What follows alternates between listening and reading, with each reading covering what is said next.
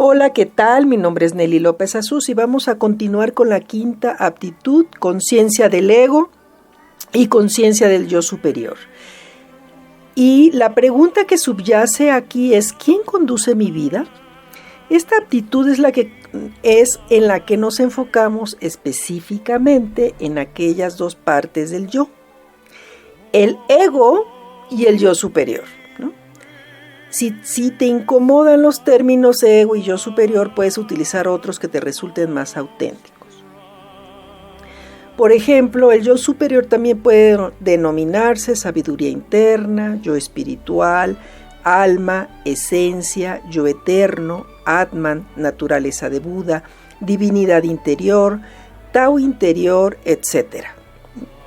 El ego también puede llamarse el yo ínfimo, el yo de la personalidad, el yo temporal, el yo limitado o yo inferior.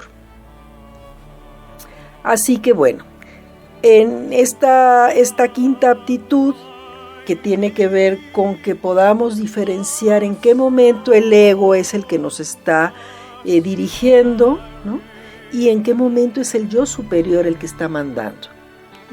Y esto es como muy importante porque creo que esto ya fue mencionado o ya se los mencioné muy al inicio cuando empezamos con los 4 cuadrantes o platicando sobre los 4 cuadrantes en que están distribuidas las 21 aptitudes.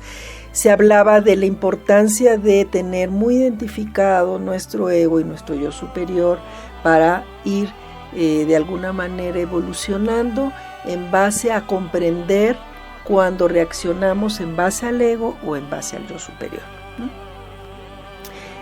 El yo superior o el yo más auténtico es la parte de ti que es generosa, amorosa y sabia.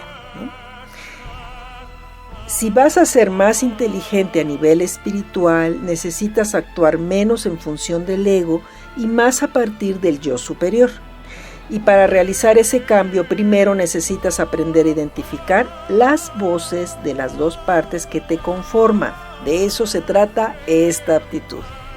El cambio de comportamiento inicia con el incremento de la conciencia del yo ínfimo, yo superior. Este consiste en trasladar tu atención de la voz de tu ego a la voz de tu yo superior. Detente un momento y piensa en esto. De camino a casa después del trabajo, a veces te enfrascas en conversaciones contigo misma o contigo mismo. Muchos se reirán, admitirán que lo hacen. Es probable que una parte de ti se sienta frustrada y enojada, o sea, impulsiva, mientras que otra voz más sabia y tranquila intente razonar con tu yo inferior. Esta sensación de discutir con uno mismo en una experiencia humana es una experiencia del todo normal. De hecho, hay toda una rama de la psicología enfocada en el diálogo entre voces, la cual alienta a la gente a interactuar con estas distintas voces.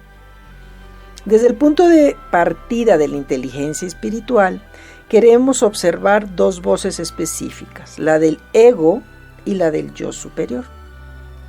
Debo hacer una advertencia antes de examinar esta aptitud más de cerca. El ego es un concepto más complejo, así que es fácil enfrascarse en todo tipo de discusiones sobre lo que significa, cuáles son sus aspectos positivos y demás.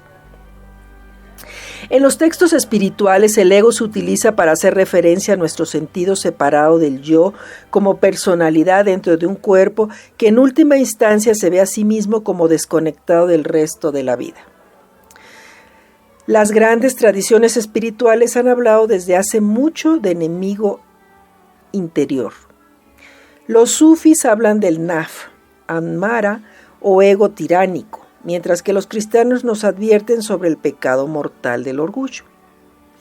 En la antigua doctrina Vedanta encontramos referencias a la serpiente letal, mientras que el judaísmo nos dice que tengamos cuidado con el Yetzer Hara, nuestras inclinaciones malignas. Estas tradiciones nos ofrecen caminos y prácticas para desplazarlo y trascenderlo, e incluso algunos le declaran abiertamente la guerra al ego con la idea de que hay que matarlo o destruirlo. Si ese vocabulario te resulta demasiado severo o anticuado, no te preocupes, pues ese no es un enfoque de la inteligencia espiritual. No defiendo la idea de deshacerse del ego ni de señalarlo como el enemigo, pues es una parte necesaria de nosotros que nos ha ayudado a evolucionar hasta ese punto, y contiene muchas funciones que son útiles y necesarias en el mundo. Los psicólogos han contribuido enormemente a afianzar este relato al mostrar que el ego es necesario para la integración del yo y al ayudarnos a comprender cómo se ha desarrollado con el tiempo. En términos psicológicos, el ego tiene sinónimo como personalidad, quién creo que soy o mi sentido del yo. Asimismo, los psicólogos del desarrollo han estudiado y cartografiado la compleja realidad en torno al desarrollo del ego. Debemos madurarlo y ponerlo al desarrollo de nuestro yo superior. Eso es lo que tenemos que hacer con el ego. Al hacerlo en realidad nos estamos trasladando a fases superiores del desarrollo del ego. Por tanto, estos sistemas, la psicología del desarrollo del ego y la práctica de la inteligencia espiritual, nos llevan al mismo destino, es decir, la importancia de utilizar el ego, pero para evolucionar hacia un fortalecimiento de nuestro yo superior. En términos simples, me gusta considerar que el ego es nuestra identidad propia. ¿Quién crees que eres? ¿Cómo te describes? ¿Recuerdas que de niño la gente solía preguntarte por tu color favorito? Al hacerlo te ayudaban a ver que lo que te gusta puede ser distinto de lo que le gusta a otros. Nuestro sentido de quiénes somos y para qué somos buenos es parte del proceso del desarrollo de nuestro ego. Porque lo que nos gusta nos identifica, ¿no? Esa es como una parte importante en relación al ego, ¿no?